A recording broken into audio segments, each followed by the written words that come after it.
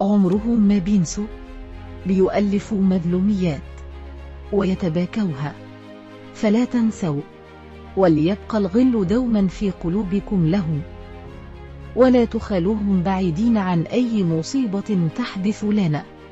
لعنهم الله.